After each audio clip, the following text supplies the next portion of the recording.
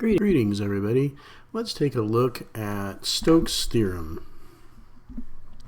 So just as a statement of the theorem, what we have is an oriented piecewise smooth surface S, and the boundary of S is going to be a simple closed curve that has a positive orientation. Then we have a vector field, F, that has continuous partial derivatives on some open set that actually contains our surface. Now, what we get as a conclusion under those hypotheses is that the surface integral of the curl of f dot ds is going to be equal to the line integral of f dot dr around the boundary of S. So let's kind of go through a little bit and see if we can take this apart and see what's really going on there.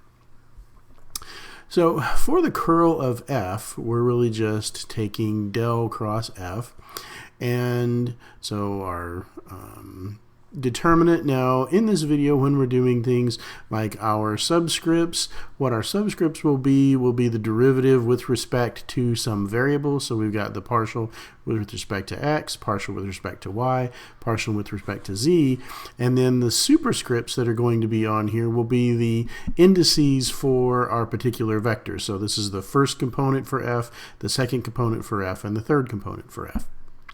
So if we just compute those, then compute the curl, then we've got the partial with respect to y of f3 minus the partial with respect to z of f2 in the I direction minus the partial with respect to x of f2 minus the partial of f1 with respect to z. And then finally, for our z component, we've got the partial with respect to x for f2 and minus the partial with respect to y for f1. So that's how we're really going to compute the curl of this vector field. And then for our surface, we'll assume that we've got our surface R that's going to have this parameterization to it as x uv, y of uv, and z of uv. So u and v are going to be the parameters for our surface. And so if we look at ds, this is just going to be the normal to our surface. It's going to be the cross product of our tangent vectors. So we've got a tangent vector r sub u, so the derivative of r with respect to u, cross the derivative of r with respect to v. So this is going to give us an orientation for that thing of du dv. And so what happens, we do the cross product of this, then we just have an expression that looks something like this. So that now if we go through and compute the curl of f dot ds, then we're just taking these products. So the first component of our curl is the first component of our ds, and so on and so on and so on. Now if we take this expression and then expand it, we're going to get something of the form so if we take this thing and expand it out, then we're going to get something of the form like this. Okay, so that we get expand our first term, expand our second term, expand our third term. For these terms, what's happening there, we're actually adding on, if you'll notice really closely, that these terms actually would cancel out. This term would cancel with this term, and this term would cancel with this term. So you can say, why would we actually put those extra terms in there? Well, the reason for that is that we're going to group the terms in a particular way, and so by putting those extra terms in there, we're going to have some symmetry in our final relation to give us something that looks like this. So we group our terms so that we have an xv that we can factor out. So we get partial with respect to x of f1 xu, partial with respect to y of f1 of y times yu, partial with respect to z of f1 zu. So now this thing, so we're taking the same component functions, partial with respect to x and xu, y and yu, z and zu. Same thing for f2. We can factor out a y sub v. For f3, we can factor out a z sub v. So these are the partial of z with respect to v for what we have there. And then we've got kind of the negatives of those terms as well. So times our du dv out here on the outside. So what these expressions actually give us then, if we remember our chain rule, is the first one is just the derivative of f3 with respect to u times z sub v, the derivative of f2 with respect to u, and the derivative of f1 with respect to u. And we've got these extra z sub v, y sub v, and x sub v on the outside. We do the same thing for the negative terms, and we get these expressions. And where did that actually come from? Well, remember that this is just kind of going back. It's just a review, or it's just a result of our chain rule.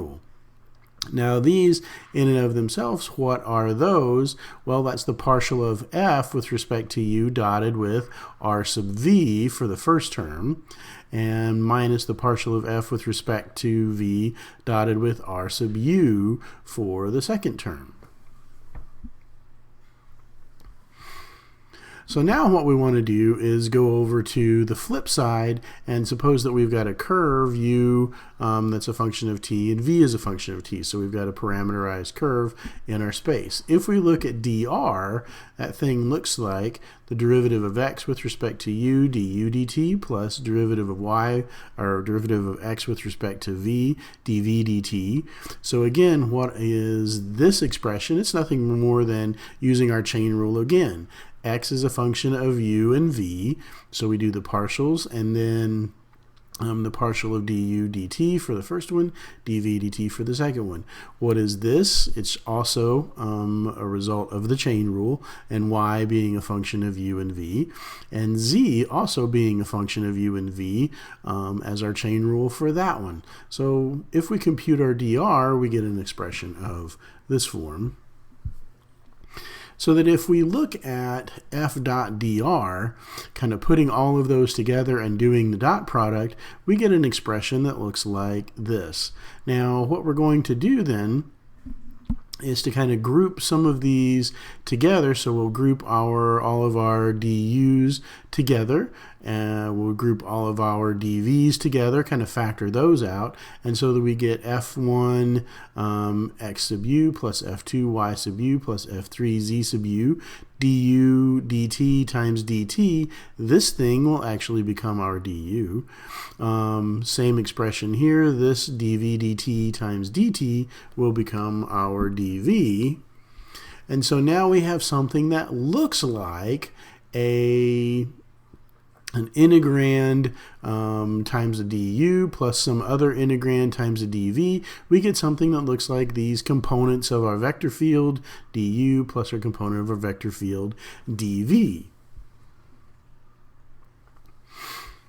Well, in this case, now we kind of fall back to what we saw with Green's theorem, and that will be the partial with respect to u of the first term minus the partial of v with respect for the or partial of u with respect to u for the second term minus the partial with respect to v for the first term. So that gives us partial u of f dot dv minus partial v of f dot du, or f dot r sub u. And if we kind of use our chain rule on those to spread them out, so we've got some, or not the chain rule, the product rule on those, since it respects the dot product, we get these expressions where we've got r sub vu minus f dot r vu minus f dot r uv.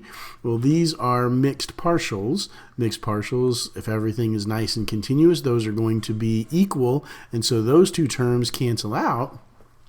And what we are left with, so by Clara's theorem, those cancel out. What we're left with is this expression, but this expression was exactly where we stopped in our expression for the double integral of f over s of the curl of f dot ds.